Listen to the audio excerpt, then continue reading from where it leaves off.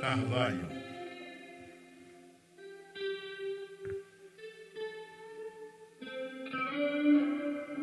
Meus irmãos, a paz do Senhor Jesus, pega a sua Bíblia, por favor. Livro de Oséias.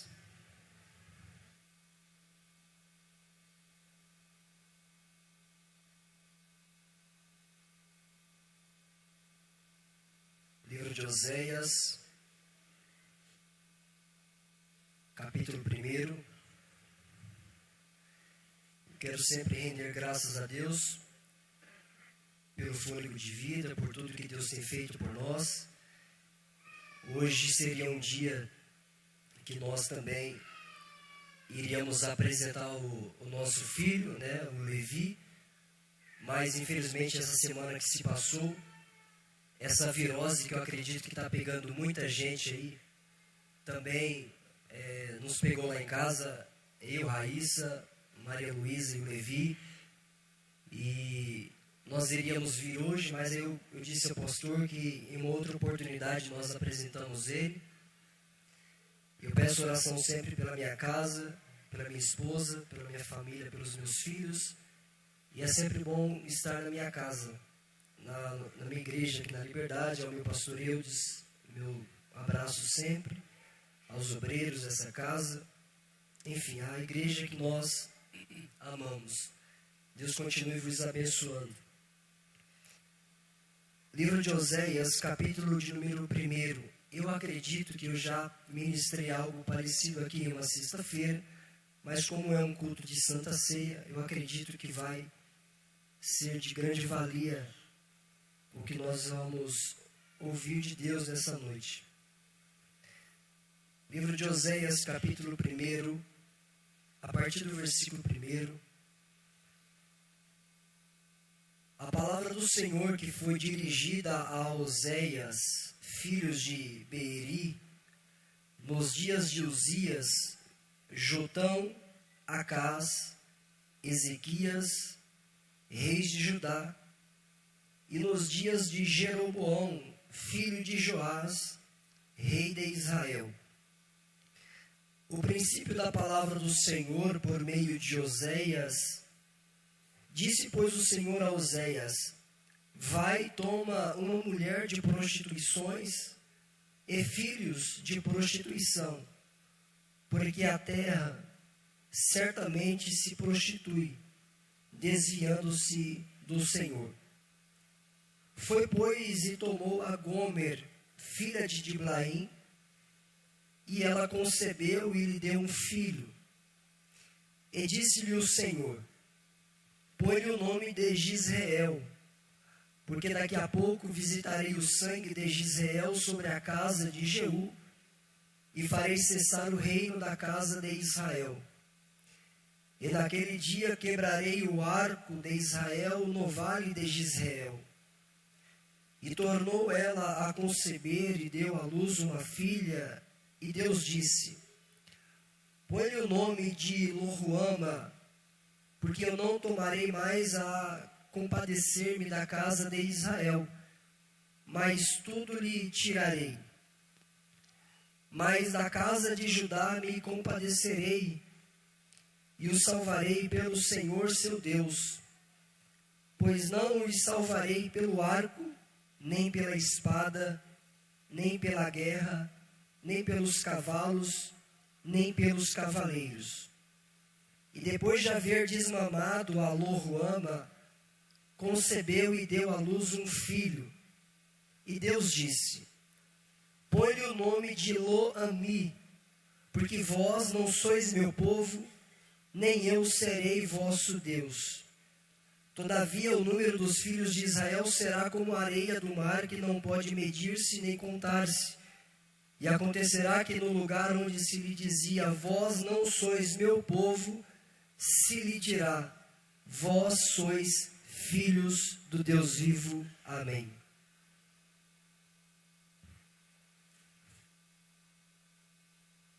Todas as vezes que nós lemos, por exemplo, o Antigo Testamento, quando nós temos a divisão das tribos de Israel, logo depois da morte de Salomão, nós sabemos que 2 tribos, Judá e Benjamim, vão para a capital do sul, para o reino do sul, capital Jerusalém, e para o reino do norte nós temos 10 tribos que vão, que a capital é Samaria. Nós temos essa divisão de tribos e vale a pena pensar que em cada lugar que tem uma tribo, Deus sempre levantará um profeta, seja no reino do norte ou também seja no reino do sul. Quando nós lemos a biografia de Oséias, a biografia dele não é tão extensa como alguns outros personagens da Bíblia, por exemplo. Há alguns que atribuem o período que Oséias profetiza e ele está vinculado à galeria dos profetas menores, não pelo fato dele ser menor ou maior do que alguém, mas é simplesmente pela extensão da sua profecia ou do seu livro. Nós temos profetas maiores que são Isaías, Jeremias, Ezequiel, Daniel, enfim. Só que quando nós lemos a biografia de Oséias e nós vemos outros profetas que Deus se utilizou, com exceção de Isaías, que andou por algum período de tempo nu sobre a terra, e aí também é uma indagação se de fato andou nu ou com vestes muito simples a ponto de também transferir uma nudez para que as pessoas pudessem ter vergonha dele. Mas, na minha humilde opinião e de acordo com o que nós vemos em cada biografia, o profeta Oséias, ele é o único profeta que foi utilizado de uma maneira diferente dos outros. Na maioria das vezes, quando Deus utilizava um profeta para uma nação, Deus estava indignado, irado por algum tipo de ação daquela tribo, e Deus levanta profetas para falar sobre os pecados que aquelas tribos estavam fazendo. Por exemplo, nós temos pecados de Israel que eles adoravam a Deus, mas também adoravam a Baal.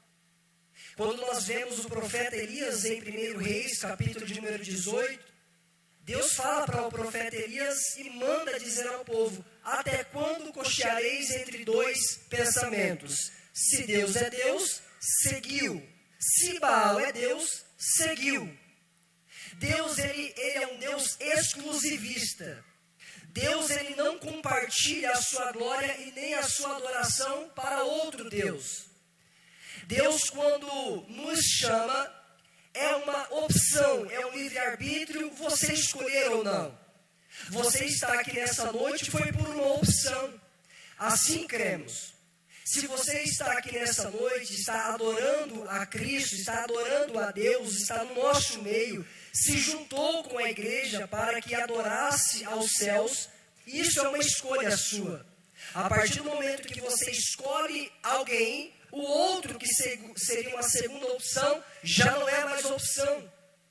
Deus, ele não quer um relacionamento conosco, e ali eu preciso também dizer sobre Israel. Deus queria que Israel fosse a sua esposa. Da mesma forma que Cristo quer que nós sejamos a esposa dele, a igreja. Imagine só que Deus estava vendo Israel se prostituindo, adorando outros deuses. Ora adorava a Deus, ora adorava aos deuses pagãos. Por vezes Deus colocava essas nações à prova. Deus tirava a sua bênção não pelo fato de ser mal, é porque a bênção de Deus não pode acompanhar a impiedade da nação. Quando o povo escolhe a servir a outros deuses, Deus não tem como intervir. Na verdade tem, mas não intervém porque é uma opção de escolha. Quando você lê, por exemplo, a história dos patriarcas, Abraão, Isaque e Jacó, você perceberá que cada aliança que Deus faz com essas 3 pessoas, Abraão, Isaque e Jacó, Deus se manifesta a Abraão dizendo: Abraão, anda na minha presença e ser perfeito. Quando Deus apresenta-se a Isaque, Deus se apresenta a Isaque dizendo: Isaque, eu sou o Deus de teu pai Abraão. Ande na minha presença e ser perfeito.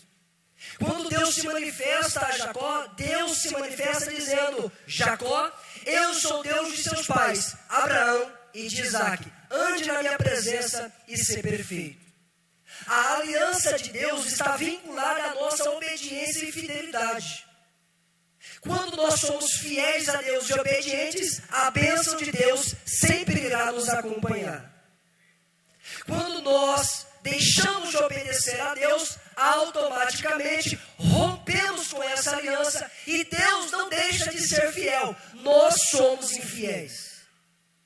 Deste cenário que nós estamos vendo, a nação, por exemplo, de Judá, Benjamim e agora Israel, com as 10 tribos, nós vemos que Oséias possivelmente viveu no período de Judá e Benjamim, viu a fidelidade daquela nação. Só que Deus vai chamar Oséias para profetizar a nação de Israel, para as 10 tribos. Ele começa a profetizar, e quando eu disse aqui um pouco antes, eu disse que Deus utilizou a vida do profeta Oséias um pouco distinta dos outros profetas. E como foi que Deus se utilizou deste homem? Deus não quis que Oséias apenas falasse, assim diz o Senhor. Deus queria que Oséias vivesse na pele aquilo que Deus estava sentindo. Deus vai dar uma ordem para o profeta Oséias dizendo: você vai até um lugar de prostituições e você vai procurar uma mulher ali e você vai se casar com ela. E além de você se casar com essa mulher de prostituições vai ter filhos de outros que são filhos de prostituição e eles são seus filhos. Parece que Deus, e aqui eu preciso usar apenas uma linguagem para que você entenda, parece que Deus está brincando com Oséias. Como é que Deus vai permitir que um homem de Deus, um profeta, se case com uma mulher de prostituição e ainda mais tenha filhos de outros homens? E não obstante a isso, Deus ainda irá dar os nomes dos filhos que vão nascer. Oséias, ele não titubeia, ele obedece a Deus. Ele vai até onde Deus manda e ele se casa com essa mulher, e essa mulher tem nome, Gomer.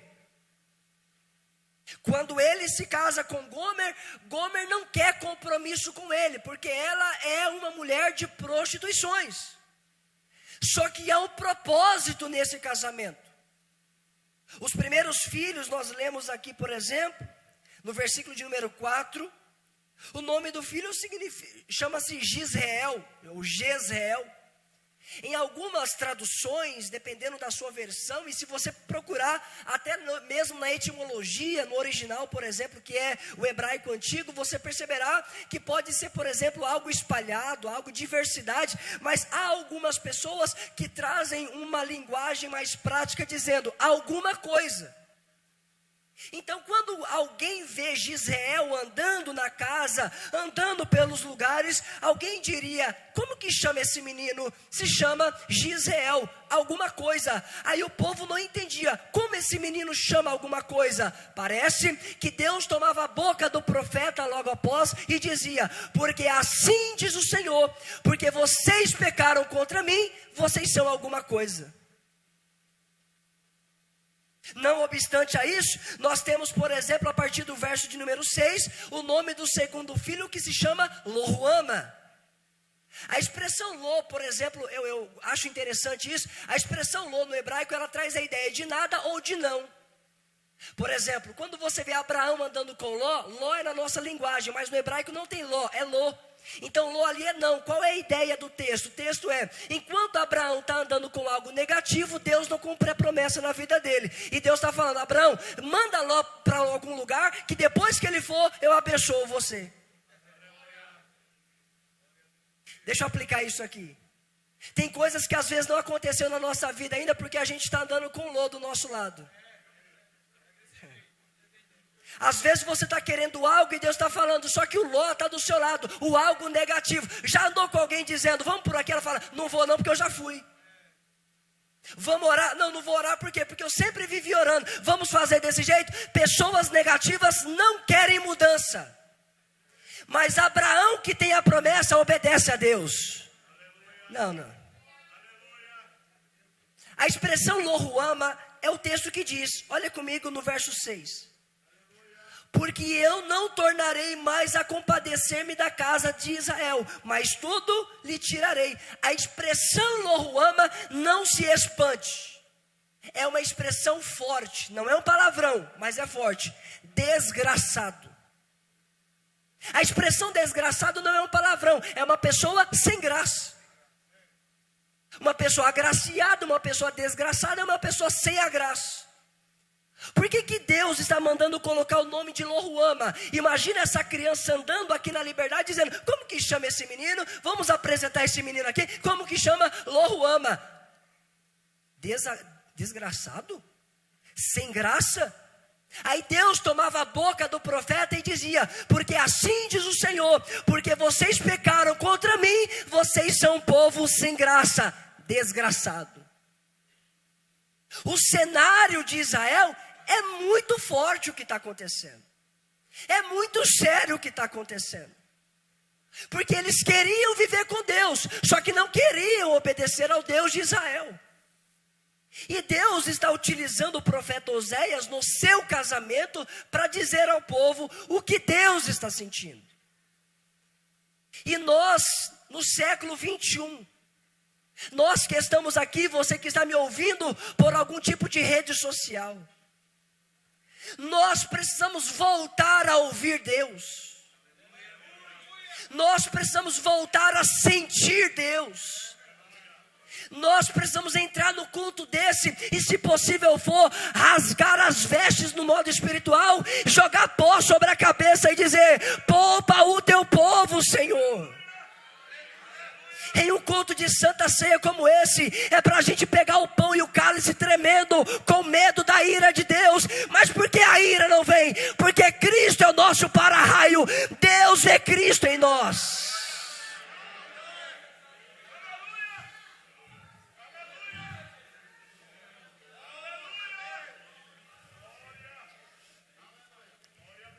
Então, o povo de Israel estava vendo a miséria que estavam vivendo. Estavam vendo a realidade que estavam vivendo. Achando que Deus não estava vendo ou não iria intervir, mas Deus sempre vai intervir. Aí quando você lê, por exemplo, o verso 9, é o terceiro. O nome do terceiro filho se chama Lo-Ami. Só que o verso 9 é muito claro. Olha o significado de Lo-Ami.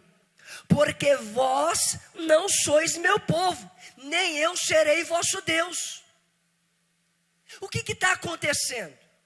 Deus está utilizando a vida do profeta Oséias, que se casou como uma mulher de prostituição, teve filhos de outro relacionamento. O nome do primeiro filho significa qualquer coisa. O nome do segundo filho se chama Lo-Ruama, desgraçado. E o terceiro, não meu povo. O que significa isso? Quando o povo dizia, não meu povo, Deus tomava a boca do profeta e dizia, porque vocês estão pecando contra mim e vivendo distante de mim, vocês não são meu povo.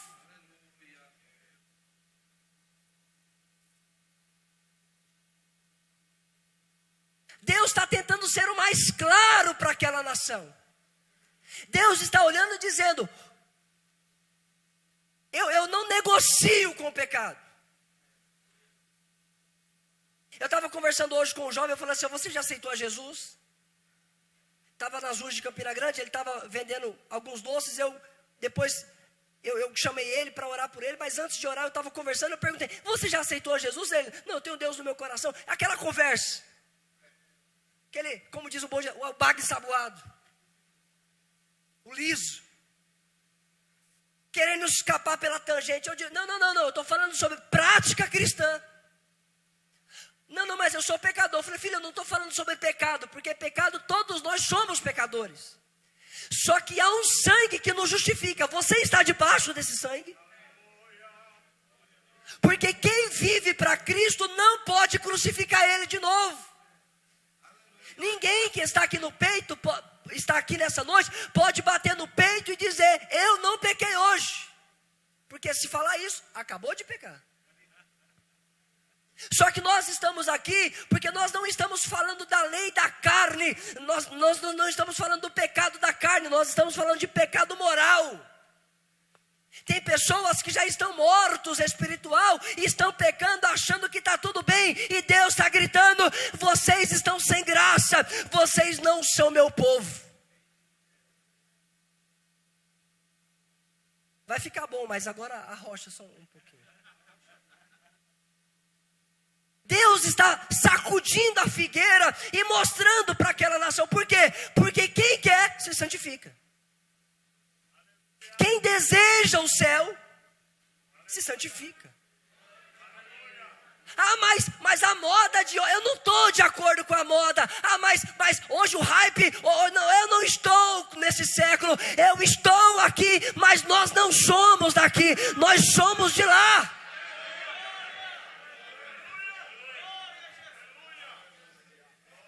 Nós precisamos todos os dias olhar para o espelho e dizer, você precisa ser melhor, você precisa de mudança. Por quê? Porque tem algo melhor te esperando. E o que é? O céu. O diabo quer colocar na tua cabeça que essa vida momentânea é melhor. Aos olhos humanos, parece ser melhor. Abre um parênteses rápido. É a crise que Asaf teve. Asaf começou a olhar para a vida do ímpio e falar, rapaz, essa vida de ímpio é melhor do que de justo.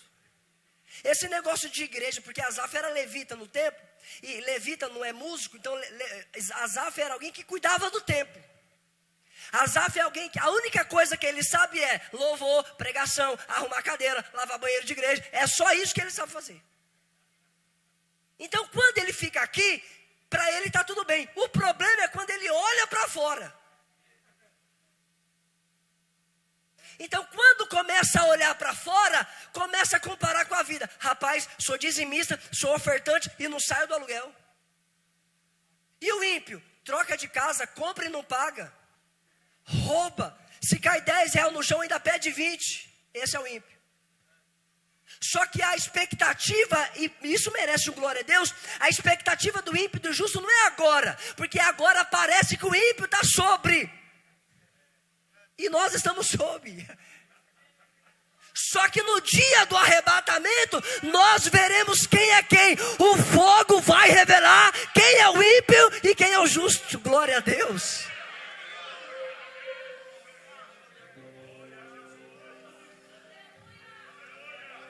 Eita Jesus.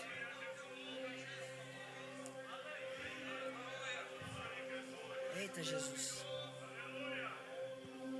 Eu vou finalizar agora. O cenário que Israel está, eu preciso que você entenda. E quando eu leio o que está escrito, isso tem que causar um escândalo, um espanto, sim ou não? Eu vou te explicar o porquê você tem que dizer sim. Porque casar com uma mulher de prostituição é um escândalo. Ter filhos com dessa mulher, que não são meus, são de outros, e eu cuidar, isso é um escândalo. Isso não deveria estar na Bíblia, na opinião de muitos. Porque isso é muito escandaloso. Como é que Deus, sendo bom, forever, I love you, como esse Deus, Ele não é tão bom, por que Ele permite? Deus não passa pano. Deus mexe no pecado. Deus trata o pecado. Quem maqueia o pecado é Acã. Joga uma coberta por cima. Isso é outra mensagem, deixa. Eu caminho e finalizo. A Gomer, quando você lê o capítulo 2, aí eu desafio você a ler na sua casa cuidadosamente. Aqui estão os meus mestres. Se eu falar alguma coisa depois, pode me chamar a atenção, não tem problema. No capítulo 2 de Oséias, o que é que vai acontecer? E eu caminho para finalizar. Gomer, ela não quer ter compromisso com Oséias. ela está vivendo essa vida de prostituição. Só que no capítulo 2, verso de número 10, se você estiver com a sua Bíblia aberta, quem está falando aqui é Deus. E agora, descobrirei a sua vileza, em outras traduções, lascívia, diante dos olhos dos seus namorados, e ninguém a livrará da minha mão. Eu vou explicar isso. Deus está falando para Gomer. Você não está bagunçando, Gomer? Você não está fazendo coisas que desagradam a Oséias? Eu vou marcar um encontro com você. Você pode fugir do homem, mas eu marco encontro com você. Deus vai espalhar, me permita usar essa expressão aqui, é um pouco chula, mas Deus vai espalhar a rodinha. É só você e ele agora. Não tem amigo de Instagram, não tem grupo de WhatsApp, não tem pastor, não tem ninguém. É você e Deus. Está preparado?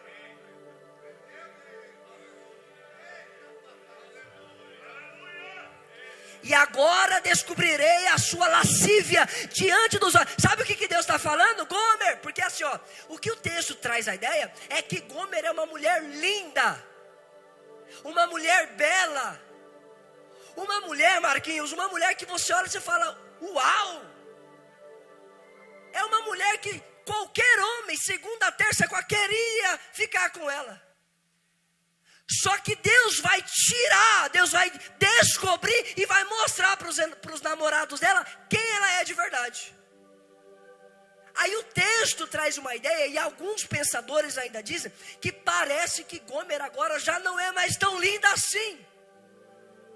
Parece que ela está emagrecendo. Parece que ela está não se deteriorando, mas parece que ela está ficando mais feia. Quer dizer, não existe mulher feia, existe mulheres que não existem. Os produtos Jequiti.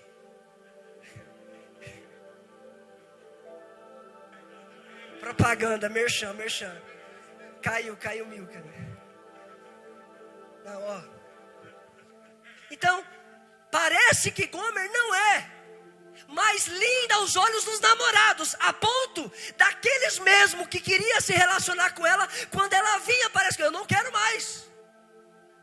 Por quê? Porque quando Deus mostra quem somos nós, ninguém mais quer. Abra um parênteses rapidinho. Quem que está aqui nesta igreja, está firme com Cristo, se sentiu tentado de alguma forma hoje? Se você não sentiu, é preocupante. Vou falar que todo mundo aqui sentiu algum tipo de situação que o diabo te afrontou. Você já viu que quando uma pessoa, o diabo fica tentando, sai da igreja, 30 minutos, vai pro forró, vai naquilo, vai naquele outro. Quando você sai da igreja, parece que não tem mais sentido.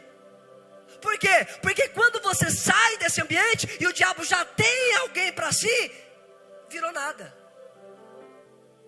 Então é uma pessoa sem graça, é uma pessoa que não é mais povo de Deus, é uma pessoa qualquer. Então ela está nesse deserto. Se você ainda estiver com sua Bíblia aberta, verso 14 do capítulo 2.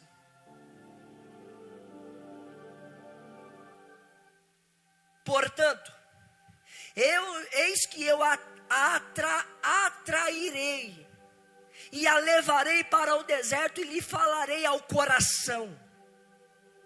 O encontro de Deus conosco nessa noite tem lugar. Deserto. Sem máscara. Porque o verso de número 10 está antes do 14.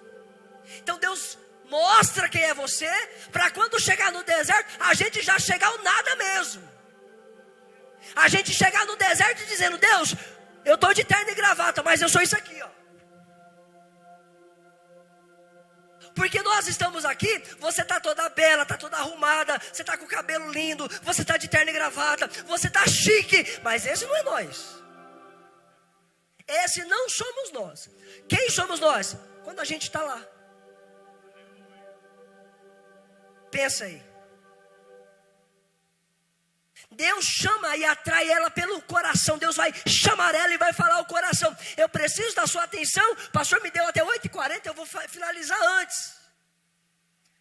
Quando Oséias, porque eu penso que Oséias tentou falar com Gomer para ela mudar, só que ela não ouviu Oséias. Só que ela vai ouvir Deus. Porque se você não quiser mudar por causa de um conselho, Deus te encontra.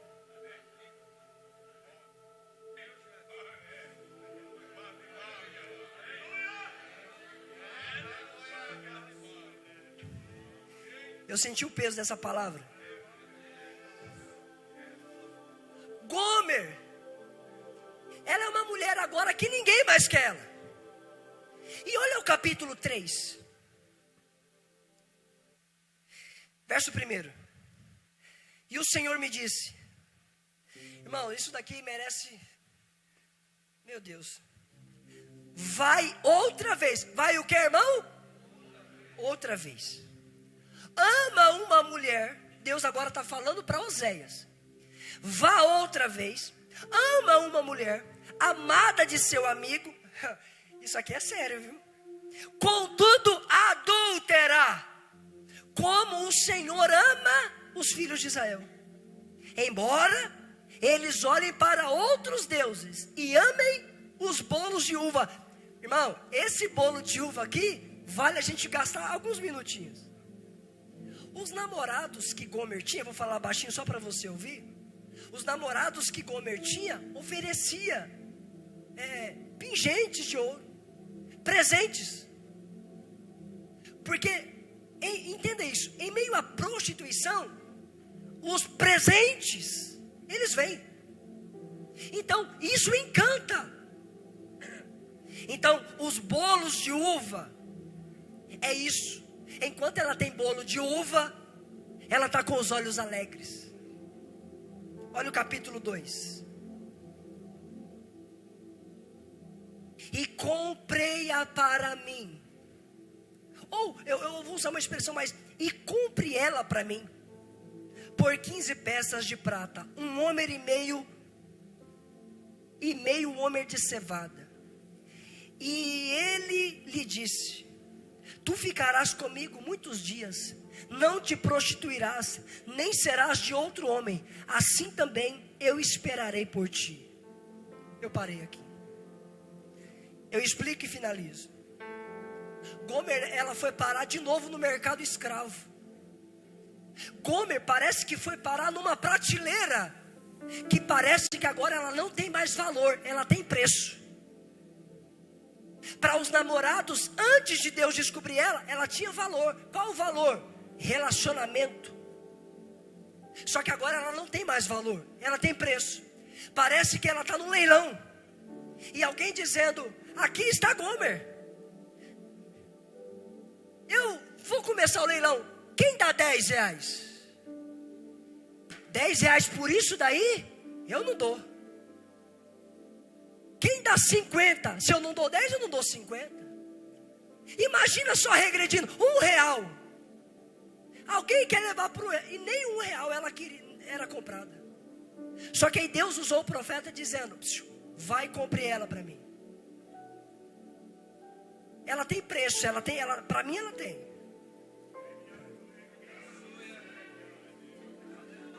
Rapaz, você vai gastar dinheiro de prata, você vai gastar homer de cevada? Essa mulher não vale tudo isso. Não vale para você, mas vale para mim. Não entendeu? Eu melhoro isso. Sabe quem é Gomer? Eu e você. Deus chamou a gente, não prestava para nada. Nós vivíamos com Deus, só que tem o pecado que entrou, jogou a gente para a lata do lixo.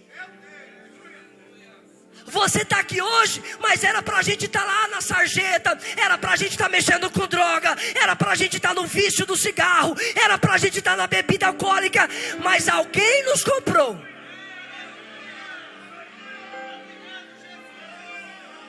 Ai, Jesus.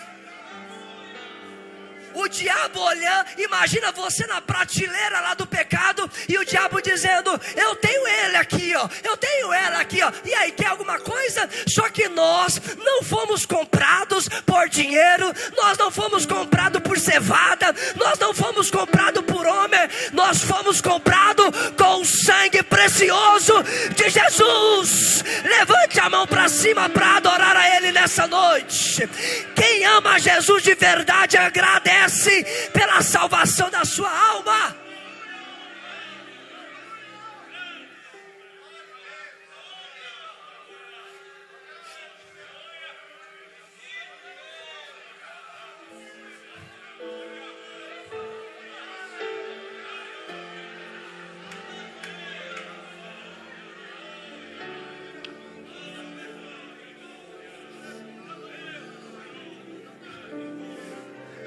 Nós estamos aqui hoje, e me desculpe a expressão, tem muita gente metida besta, achando que é alguma coisa. Nós não somos nada, mas a graça dele nos alcançou, nos trouxe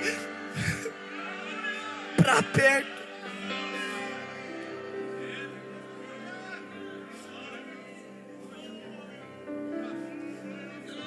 Ninguém queria você.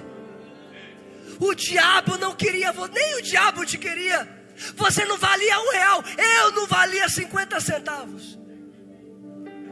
Aí Jesus vem e investe pouco não, ele investe tudo. Quando ele morre da cruz do Calvário, tem 2 ladrões, representando parte da humanidade que rejeita e parte da humanidade que aceita. Quando o ladrão da direita olhou e falou assim: ó, né, lembra de mim, Senhor? Eu fico imaginando Jesus, valeu a pena. Tu vai ceiar hoje? Você vai pegar o pão dizendo: eu era alguém jogado na lata do lixo, mas porque Jesus me comprou, eu tenho esse livre acesso novamente. Eu te convido por alguns segundos, levante a sua mão para cima e agradeça a Ele. Há o renovo de Deus aqui nessa noite. Se o diabo apontou o dedo para você dizendo: você é indigno, você não merece, você é pecador, e você tem que dizer: você está certo, mas o sangue de Jesus me comprou. Jesus me comprou.